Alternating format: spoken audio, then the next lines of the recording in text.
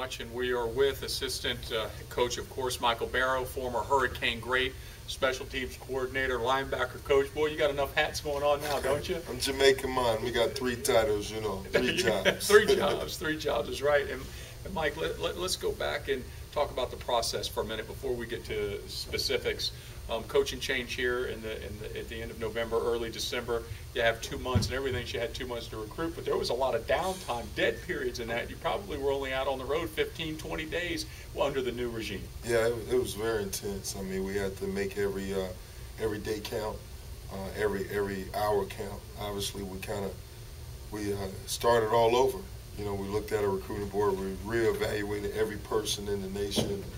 We reevaluated the needs that we had, different philosophy and stuff like that. So, unfortunately, like you mentioned, we didn't get an opportunity to go out because of the coaching change. We lost some couple valuable weeks in the month of December as well. So, we had to make some adjustments and try to, hit them a different way as far as faxes and cards and everything else we're legally allowed to do to let the guys know that we want them.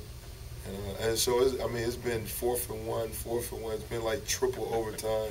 We got this thing we have around here, 5th quarter, and it's been 5th quarter for a long time, so we're trying to finish strong.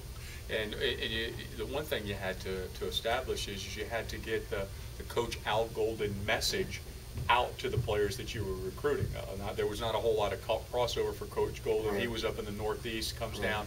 We've always been heavily in South Florida and Georgia and other places of that nature. But the message that went out to the players that you recruited, what were you telling the young men that Coach Golden is going to do here now at the University of Miami? Well, obviously with the selection of Coach Golden, it's naturally a lot of common denominators from the past. His philosophy, his beliefs, just the fact about love and respect to players. The biggest thing was trying to get them to go on and YouTube him, and hear what he did at Temple, to let them get familiarized with who he is and what he's all about. Obviously he was up in Temple, and this is Miami, and you mentioned a lot of kids didn't know who he was, But once they started connecting the dots and all that stuff, and was able to YouTube him and encouraging them to find out more about him, encouraging them every chance you get, having the recruits talk to him. He's kind of hard not to like. He's got a magnetic personality. He's genuine. He's competent. He's fiery. He's a man's man. And the kids love that. And once you get him on the phone with them, and he starts talking, you can't help but be all in. And so we was able to change a lot of guys that were committed. We were able to flip them around to commit to us, and so that was just a testament to his personality and his character. One of the players that you were able to flip it was an Arizona State commitment, a player that was recruited. G-Bo! Yes, Gianni Paul. He's a guy that you went after, you identified, you felt that he would help Miami immediately. Yeah. And sure enough, you got him to stay away from the Southeastern Conference schools and avoid the Pac-10 and come be at the U. Right. Yeah, he was a guy that I was familiar with. He was a guy that, even with last staff, that I love the kid. He was a guy that was just hitch in the mouth. Obviously, he goes same school as Ray Lewis, and I always liked him, always fond of him. But based on last year, the needs and we desire, and just he had some stuff that didn't, kind of fit in what we were doing. So immediately when the coaching staff, when the change took place, I presented his name again, and it was like a no-brainer. Based on what we're trying to accomplish now, he fits in extremely well. And so he was a guy that we targeted, that we wanted.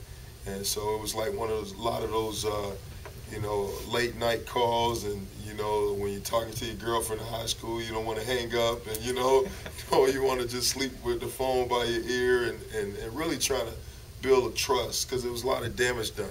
He's a kid that Miami has always been his dream school, and to be rejected previously, and then now for us to come back in, we had to reestablish the trust, and for me, I think the selling point was the fact that he knew that I always wanted it, and that helped us a lot. And what made you want him? You know, I mean, what did you I mean, see? I mean, tell us about him, the player. He's explosive. He's physical. He's smart. I mean, this guy's a game changer. You know, he's a guy that loves the game.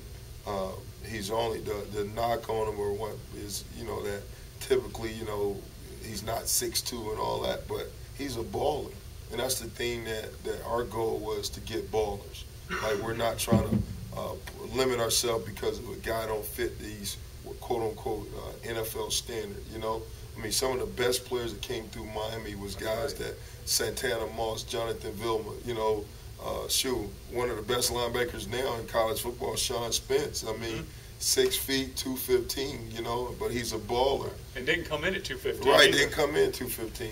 Came in at 200, you know, Right. and but I mean, that's the thing about it. You know, Gbo is a baller. You know, when I look for what I call the Hurricane DNA, you know, speed, toughness, instinct, smarts, you know, character. You know, he fits all that, and he fits all that well. And then you go right across the street. Now you had to have Denzel for him, and there's no way you lose a kid right across the street from the University of Miami. And I've had the opportunity to meet him, and you talk about a Cane DNA. There's a guy that had to be here, wants to be here, and he'll smack you. Yeah, I've been recruiting that young man now for 4 years now. Right. And I remember the first time I went into the school and talked to Coach Montoya, and he was telling me how the story was with the other 2 previous linebackers that came out there, Vilma and Darryl Sharpman, that was kind of like 11th hour type offering, you know, that they didn't get really until like it was last minute. Right. And he started telling me about Denzel before I even met Denzel, before I even saw him play.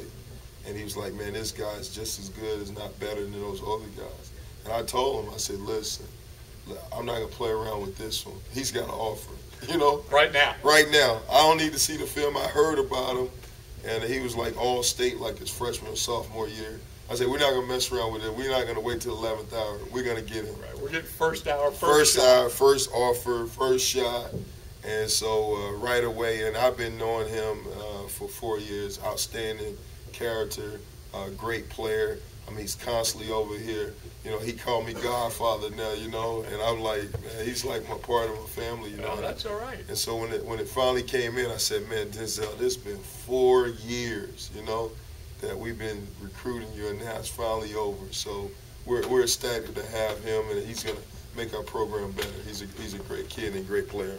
I know that one thing that you were excited about too. We'll make a short comment on this. Is Anthony Chickalo? I talked to 3G. Talk to Coach. My man, 3G. He's here. He's here. He's done. He's with us. Yes. He's part of the family. This is where he's supposed to be. You know, I don't know. I mean, they should have put a tattoo on his booty when he was born. He might have it. Yeah, he might have it. He You might. know, I know he's a player, man, and he's a baller, and he fits in what we want to do well. And the thing about this class, that if you look at majority of these kids wanted to be Miami Hurricanes.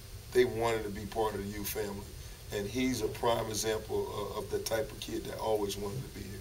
Well, we appreciate it, Don Bailey, with special teams coordinator, linebacker coach, recruiter extraordinaire, former UM great Michael Barrow, and now back to our man in charge, Joe Zagacki.